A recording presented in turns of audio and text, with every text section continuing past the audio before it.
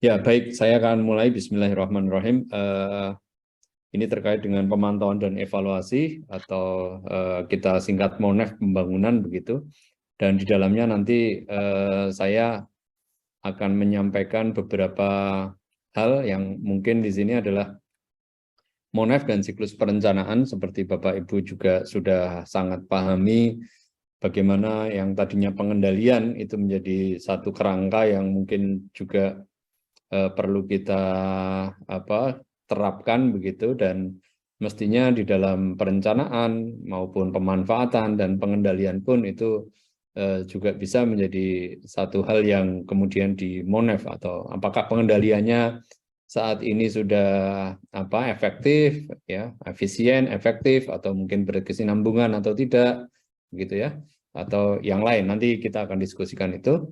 Sementara juga mestinya ada definisi dan karakteristik MONEF yang mungkin saja bagi sebagian kita ini adalah satu hal yang sudah sering dilakukan, tetapi kadang-kadang malah prinsip-prinsip begitu ya, karakteristik dan prinsip MONEF sendiri kadang-kadang tidak terpegang. Itu yang seringkali ketika memberikan materi ini ke Bapak Ibu yang ada di daerah misalnya, padahal Bapak Ibu di daerah itu adalah evaluator yang kemudian mestinya juga mempunyai pengalaman begitu ya, mempunyai satu jam terbang yang sudah teruji, tapi ternyata kembalikan ke hal-hal yang sifatnya elementer di depan itu tampaknya belum sepenuhnya terjadi seperti apa yang kemudian kita inginkan begitu. Jadi ya business as usual seperti yang dilakukan, tetapi mungkin saja sebenarnya ada terobosan-terobosan yang kemudian bisa dilakukan oleh seorang evaluator di dalam melakukan MONEF itu, dan itu sebenarnya juga sudah menjadi bagian prinsip dari MONEF begitu. Dan seperti yang ada di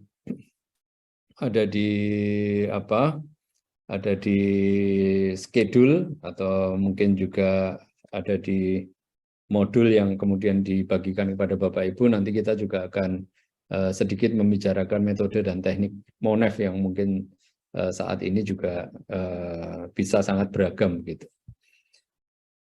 Ini adalah yang pertama. Jadi kita semua mestinya Bapak Ibu mungkin perlu mengganti ini menjadi tidak mengerti, tapi mungkin bukan mampu mengerti prinsip dasar dan ragam pemantauan, tapi mungkin menyegarkan saja pada Bapak Ibu terkait dengan prinsip maupun ragam pemantauan dan evaluasi di dalam konteks pembangunan perkotaan yang saat ini Bapak Ibu memang diharapkan menjadi fasilitator atau mungkin nanti pemateri yang pada stakeholders yang mungkin terlibat di dalam pembangunan perkotaan begitu. Kemudian yang kedua adalah peserta mampu memahami atau paling tidak tersegarkan kembali gitu ya atas pemahaman faktor pengaruh dalam pelaksanaan pemantauan maupun evaluasi, dan kemudian juga Bapak Ibu mampu mengukur ya secara makro begitu, secara garis besar peluang dan tantangan dari sebuah teknik atau metode MONEF. Mungkin juga Bapak Ibu di dalam penelitian atau mungkin di dalam praktek juga sudah sebenarnya melihat apa yang paling efektif di dalam metode MONEF itu. Kalau itu misalnya di tata ruang begitu atau mungkin di program pembangunan apa dan sebagainya, karena agak berbeda begitu ya apa yang kemudian terjadi di diskusi kita pagi tadi, apa yang terjadi di spasial dan non spasial itu agak berbeda begitu. Baik, ini adalah MONEF dan siklus perencanaan. Saya juga akan mengawalinya dengan meng-highlight beberapa mungkin pertanyaan-pertanyaan yang sekedar mengingatkan saja atas apa yang kemudian kita sudah pahami begitu. Apakah kemudian monitoring dan evaluasi harus dilakukan keduanya begitu? Jangan-jangan kita hanya perlu monitoring saja, sementara monitoring yang sudah terakumulasi sebenarnya sudah bisa ditulis menjadi evaluasi begitu. Tetapi kemudian bagaimana cara kita summary-kan atau memberikan satu kesimpulan-kesimpulan atau review di belakang, sehingga itu bisa ditindaklanjuti dari seperangkat ya hasil monitoring begitu atau hasil pemantauan. Atau apakah kemudian memang berbeda secara prinsip begitu, bahwa monitoring itu melekat ke internal, sementara evaluasi itu bisa saja kemudian sifatnya lebih semacam pesanan begitu ya, sehingga ketika itu ada evaluasi, jadi belum melekat pada sebuah sistem atau mekanisme yang terjadi pada sebuah organisasi begitu. Jadi biasanya mungkin saja ada evaluasinya kemudian diminta oleh pemberi dana begitu misalnya. Coba kamu evaluasi atas apa yang sudah misalnya JICA atau mungkin juga GTZ atau yang lain begitu, atau AUSAID dan sebagainya yang kemudian memberikan dana pada pembangunan kita. Mereka mungkin saja berhak atau biasanya meminta evaluasi atas apa, tapi belum tentu minta monitoringnya begitu. Kemudian juga yang kedua, apakah sistem MONEF itu juga perlu dipahami pada awal perencanaan gitu. Jadi biasanya memang ada missing link ya, di mana MONEF itu sebenarnya menjadi bagian yang tak kalah penting begitu. Seringkali kita ketika diminta untuk merencanakan sesuatu, kita langsung kepada data-data dan data begitu. Tapi biasanya kita seringkali mengesampingkan juga hasil monitoring dan evaluasi dari kegiatan sejenis yang mungkin akan mengurangi beban kita dalam mengeksplorasi data, misalnya saja seperti itu. Jadi ini yang kemudian juga menjadi cukup penting atau signifikan di dalam proses perencanaannya. Kemudian yang ketiga adalah mungkin ada banyak pertanyaan begitu, tapi yang kemudian ditanyakan di sini adalah apakah sistem MONEF secara otomatis bisa homogen bila sistem perencanaan yang dilakukan merujuk pada kaidah yang sama begitu. Artinya apakah siklus planning, organizing, controlling gitu ya, actuating, controlling dan sebagainya itu sebenarnya juga tadi seperti yang saya sampaikan adalah business as usual, sehingga mungkin saja monitoring yang kemudian dilakukan sebenarnya ya borangnya atau mungkin juga perangkatnya masih sama, 5 tahun lalu dengan sekarang masih sama misalnya. Atau sebenarnya juga perlu disesuaikan dengan temuan-temuan yang ada di dalam MONEF yang dilakukan pada saat itu, sehingga perlu satu terobosan-terobosan. Apakah kemudian sistem yang terjadi baik itu monitoring maupun evaluasi itu juga bisa sama atau bahkan mungkin berbeda begitu.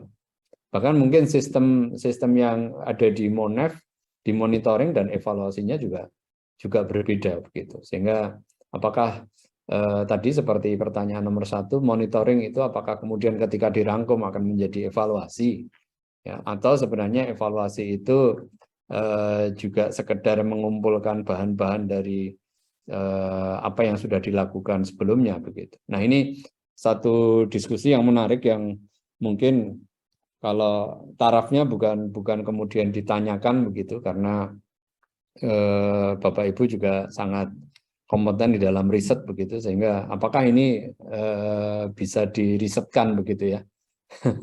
Apakah hasil monitoring dan hasil evaluasi itu kalau digabungkan ada satu proyek kemudian dimonitoring dan mungkin satu kriteria yang sama dilakukan dengan menggunakan hasil evaluasi, apakah itu mirip-mirip atau sebenarnya lain sama sekali? Ada tekanan-tekanan, misalnya saja ketika monitoring adalah sampai pada output misalnya, kemudian evaluasi sampai pada outcome dan seterusnya. Baik, ini adalah satu perencanaan yang kita kenal saat ini, dan kita melihat tadi kemarin kita juga sudah belajar bagaimana data-data yang ada, baik baik itu eksternal maupun internal, kemudian kita akan gunakan itu untuk penetapan isu-isu strategis, sementara nanti kemudian ada perumusan-perumusan tujuan, sasaran, dan sebagainya di dalam program pembangunan. Sementara itu nanti akan di breakdown di dalam rencana-rencana strategis itu, kemudian akan mengilhami begitu ya rencana-rencana kerja yang akan dilakukan di tiap unit atau tiap aspek sektor pemerintahan begitu misalnya, atau organisasi begitu. Sehingga mereka akan menyusun program, kemudian merencanakan kegiatan dan anggarannya di situ. Nah, baru kemudian implementasinya, dan ini akan kita monitor maupun kita evaluasi. Sehingga mestinya apa yang kemudian dilakukan di dalam rencana kerja, hasil rencana kerja, lakip, sakip, dan sebagainya, itu mestinya juga sudah jadi bagian dari bahan monitoring kita begitu, dan bahkan mungkin akan jadi bahan-bahan evaluasi kita begitu. Dan mestinya dari apa yang dilakukan itu akan menjadi masukan bagi rencana-rencana ke depan seterusnya. Ya, kita prinsipnya adalah bahwa kita punya punya kebijakan begitu ya. Kebijakan itu biasanya diturunkan ke program, program itu kemudian diturunkan ke project kalau dulu, atau mungkin sekarang ini kegiatan begitu nomenklaturnya. Sehingga dari situ kita akan mempunyai satu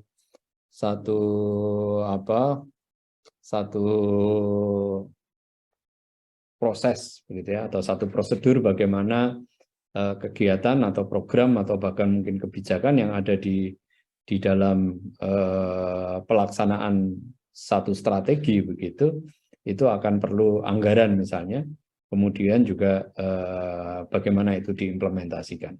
Jadi ini adalah sesuatu yang mungkin kita kenal kalau dalam teori adalah strategic planning begitu. Nah, dari apa yang kemudian kita miliki sebenarnya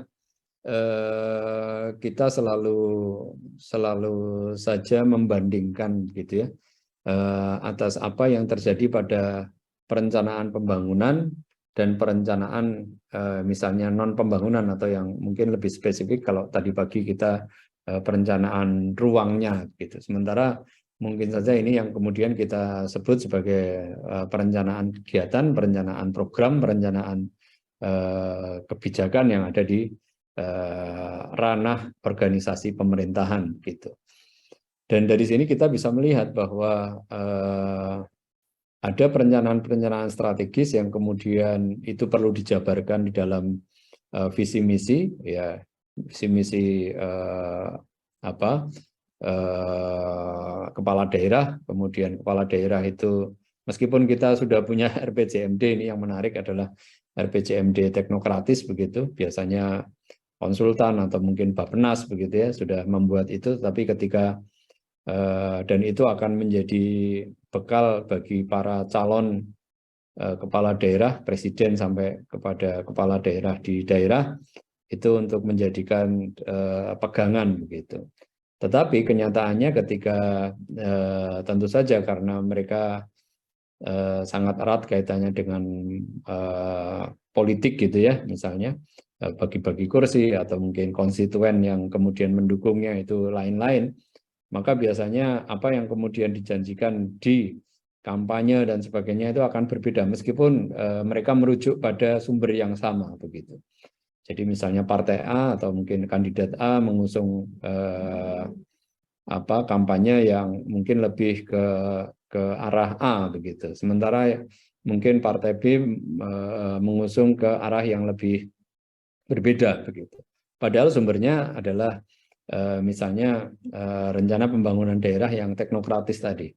Dan kemudian yang dikembangkan kemudian adalah ketika kepala daerah itu terpilih atau kepala pemerintahan itu terpilih, maka yang dipakai adalah yang versi mereka begitu ya, yang dengan janji-janji politik tadi, dan apa yang kemudian sebenarnya tidak sepenuhnya mereka sebenarnya itu kan menjawab apa yang sudah dituliskan dalam rencana pembangunan jangka menengah ya, daerah atau nasional atau provinsi dan sebagainya. Gitu. Mereka hanya milihi saja sebenarnya, meskipun pilihan-pilihan itu tetap ada koridornya, tetapi kan tidak semua program itu bisa dijalankan ya. Mereka akan merasionalkan apa yang mereka bisa, apa yang kemudian mempengaruhi mereka ya. Misalnya konstituennya adalah di luar Jawa misalnya, atau di suatu daerah di unit tertentu gitu. Sehingga itu yang mungkin saja pembangunannya atau mungkin program-programnya akan lekat kaitannya dengan permasalahan yang ada di daerah itu misalnya.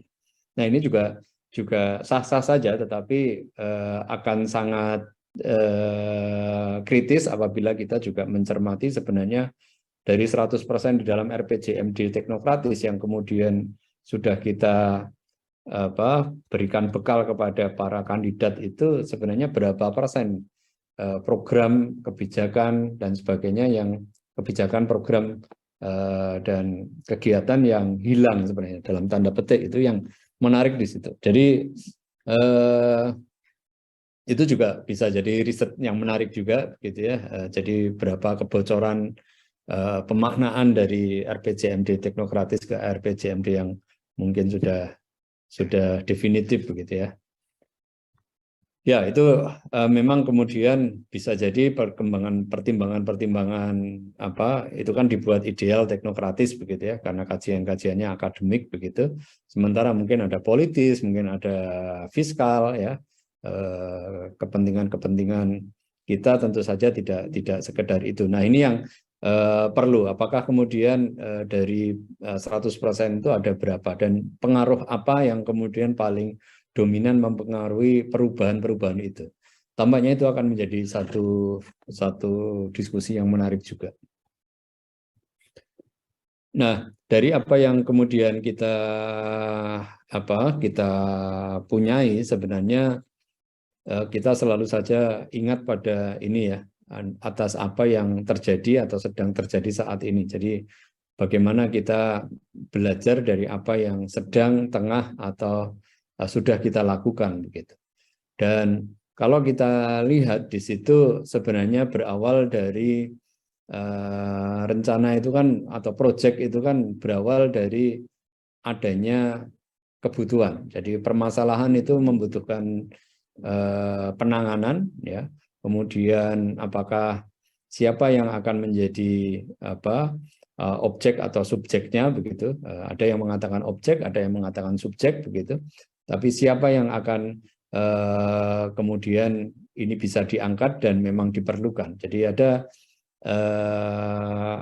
pengukuran kebutuhan ya, apakah ini memang benar-benar dibutuhkan, menjadi prioritas dan sebagainya. Sementara ketika dia dibutuhkan, mestinya itu akan kemudian perlu kita masukkan di dalam log frame ya, atau kerangka kerja kita, dan berbagai macam indikator yang mungkin nanti bisa kita lihat apakah initial need assessment yang kemudian membutuhkan satu project tadi benar-benar bisa dipertanggungjawabkan, kemudian bisa dilihat ya progresnya atau mungkin capaiannya, atau mungkin juga hasilnya di belakang begitu. Sehingga kita perlu satu kerangka kerja atau kerangka bertindak begitu yang kemudian memang nantinya bisa kita kembangkan bersama-sama. Ya, ini saya akan skip saja adanya perencanaan dan biasanya penganggaran, kemudian pelaksanaan, dan itu evaluasi. Salah satu mungkin yang menonjol di sini adalah bahwa penganggaran bisa jadi menjadi temuan-temuan bagaimana sebenarnya di dalam pelaksanaan satu kegiatan itu evaluasinya adalah ketidaktercapaian kegiatan sepenuhnya begitu. Dan biasanya memang kemudian ada rasionalisasi anggaran dan sebagainya yang kemudian memang itu menjadi satu kendala tersendiri, karena kita juga sangat paham bahwa apa yang terjadi di dalam perencanaan nasional kita itu memang menggabungkan antara dua kepentingan yang berbeda begitu ya. Perencanaannya sudah, tapi mungkin keuangannya mungkin juga perlu dirasionalkan dan sebagainya. Kita melihat bahwa 2,5 tahun ini banyak sekali terjadi, kita sudah merencanakan, tapi karena penganggaran atau mungkin juga karena force majeure gitu ya, ada pandemi dan sebagainya, sehingga itu perlu kita lihat kembali, kita sesuaikan. Ya, intinya adalah bahwa Monef itu menjamin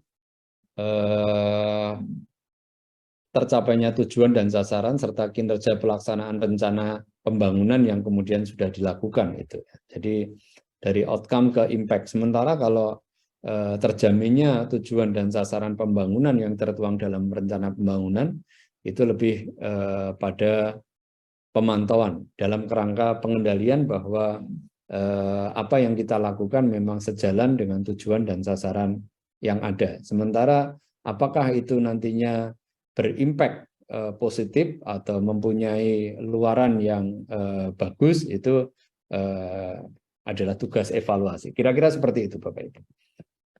Nah, apa yang kemudian kita sudah banyak memiliki aturan-aturan sebenarnya ya di dalam Permendagri dan sebagainya, itu sangat detail begitu ya, bagaimana kita harus memonef program pembangunan.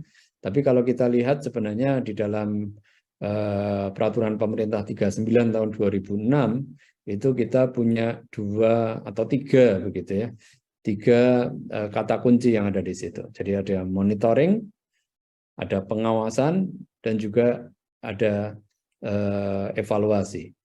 Jadi monitoring kalau di dalam PP 39 2006 itu lebih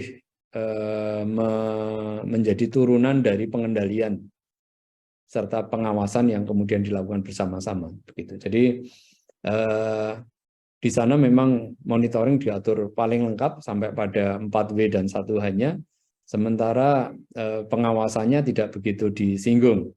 Tetapi ketika kita melihat bagaimana evaluasinya,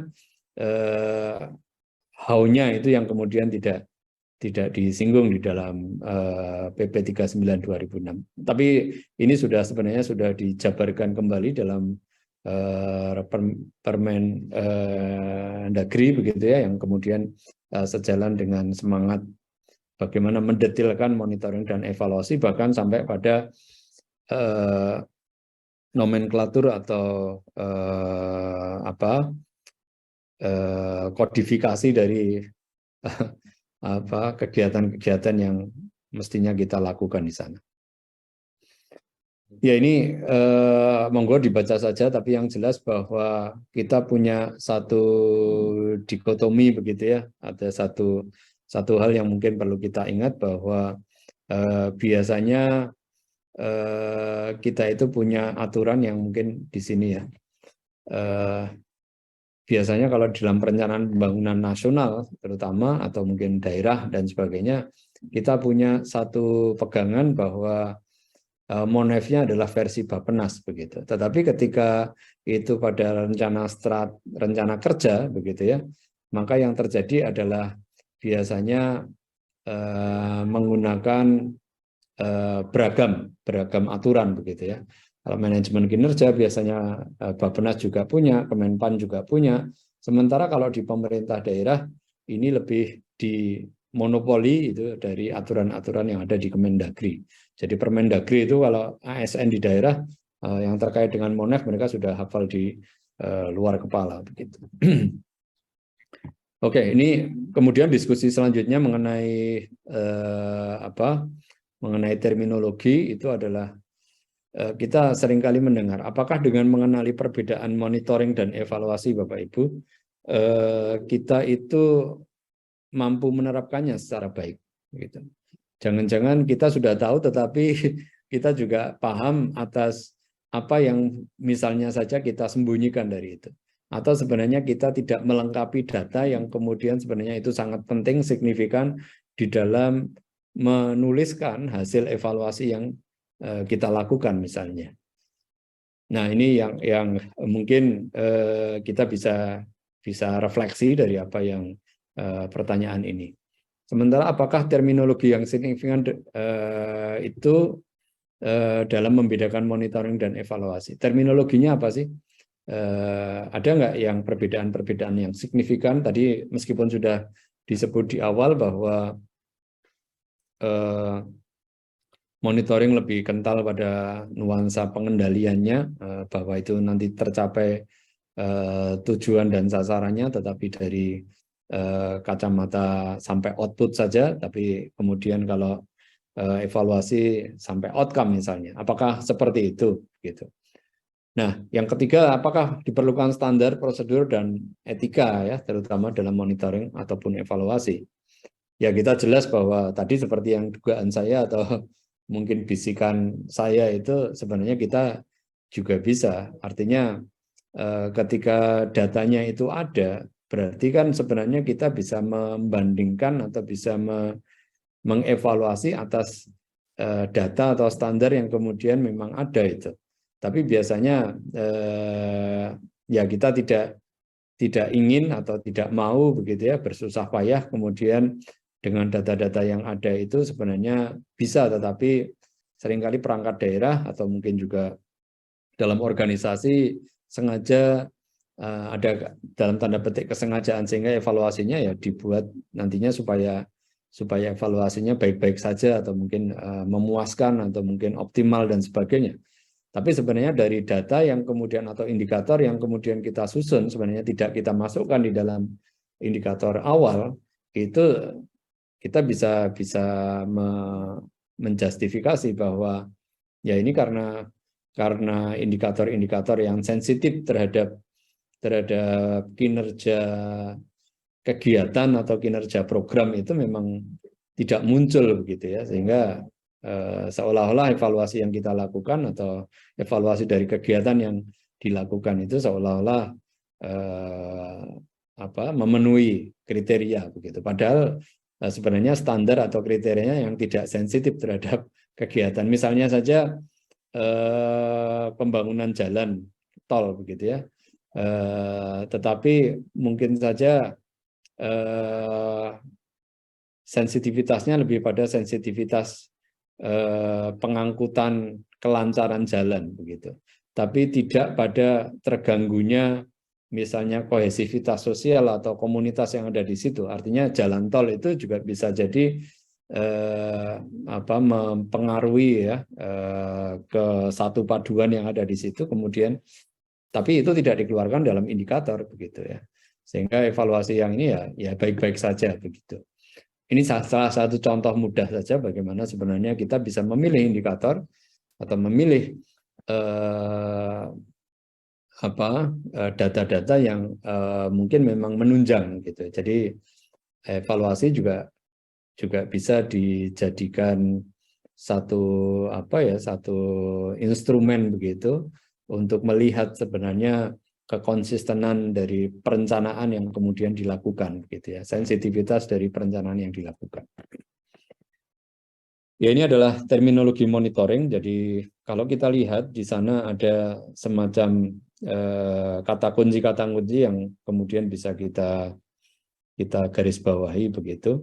Continuous activity. Jadi aktivitasnya dari tahun atau kuartal 1, kuartal 2, kuartal 3, kuartal 4 itu paling tidak ada keberlanjutannya ya, kelanjutannya begitu.